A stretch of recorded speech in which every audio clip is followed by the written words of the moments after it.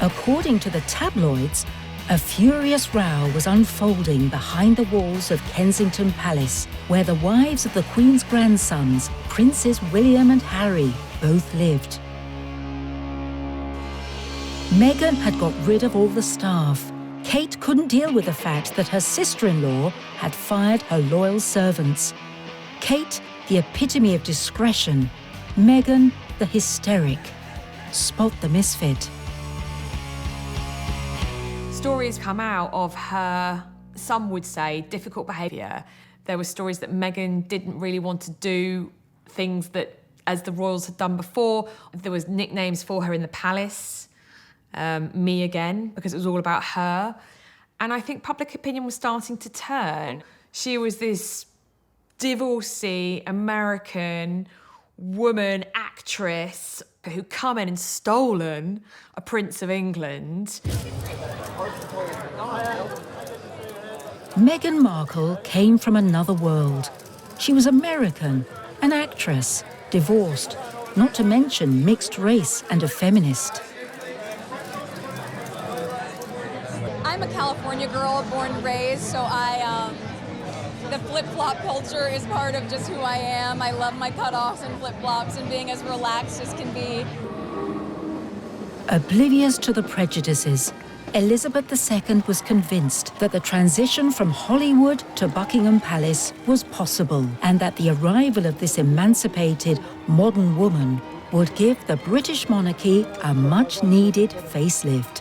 To boost the image of the firm, the Queen, the day after her grandson's wedding, took Meghan with her to the county of Cheshire, north of Liverpool, to take her first steps as a member of the royal family.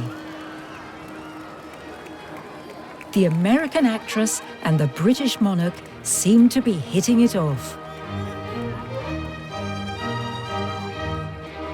Despite her age and her heritage, the Queen is a real moderniser, and she knows how to stay relevant. And she knew that embracing this new, very glamorous, very diverse character made the monarchy more relevant to more people, and that was good for the monarchy. The British tabloids may have chosen to take issue with Meghan, but Elizabeth II wasn't wrong. The British youth applauded this modern princess who challenged outdated traditions. It was as if history was repeating itself.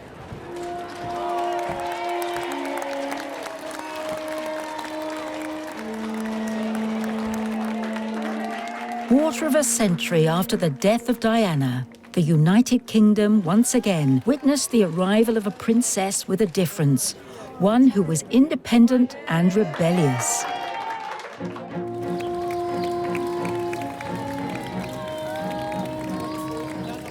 Diana meekly endured the diktats of the royal protocol for years before she finally asserted herself. Meghan was much quicker off the mark. Prince Harry's wife broke with the long-held tradition of all royal pregnancies becoming public affairs.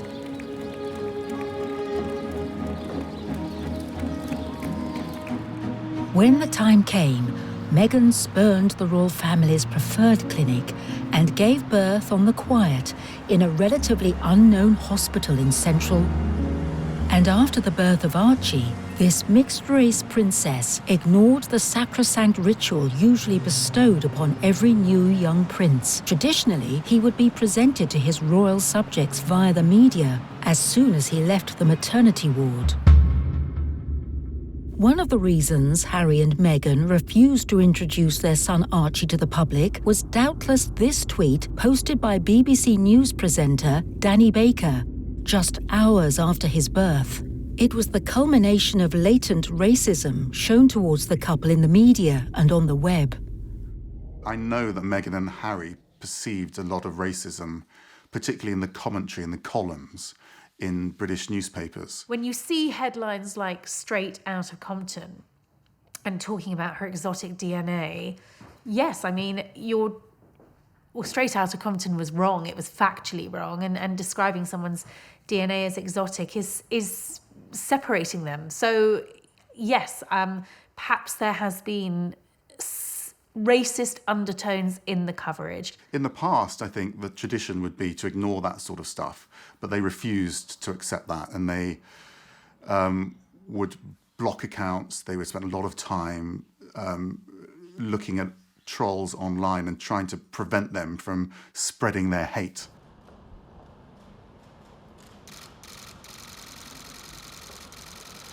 A fortnight after the birth, on his grandmother Elizabeth II's insistence, Harry finally introduced his newborn son to the voracious lenses of the royal press. Congratulations. But if certain reactionaries in the kingdom were impatient to find out whether Archie looked more like his mother or his father, or to put it bluntly, whether he was black or white, they might as well have spared themselves the trouble. Who does he take after? Does he look like anyone? We're still trying to figure that out. Everyone says that babies change so much over 2 weeks. We're basically sort of monitoring how the changing process happens over this next month, really. But his looks are changing every single day. Yeah. So who knows? Can we have a little peek at him? We just can't quite see his face.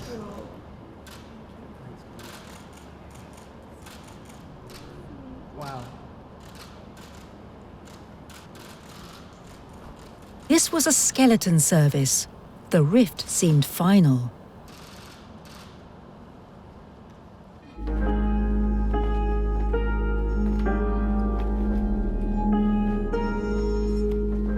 That evening, alone in her room, the Queen must have felt anxious. Meghan had failed to understand that being a member of the royal family meant making sacrifices. These conventions could serve as armor rather than censure once you worked out how to use them to your advantage. Her grandson's wife reminded her so much of the Princess of Wales. She was radiant and generous, just like Diana. She loved being in the spotlight, but hated being photographed by the press, just like Diana.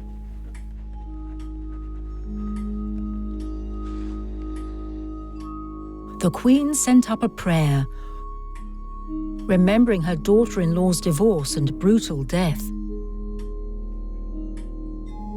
Dear God, spare me another tragedy.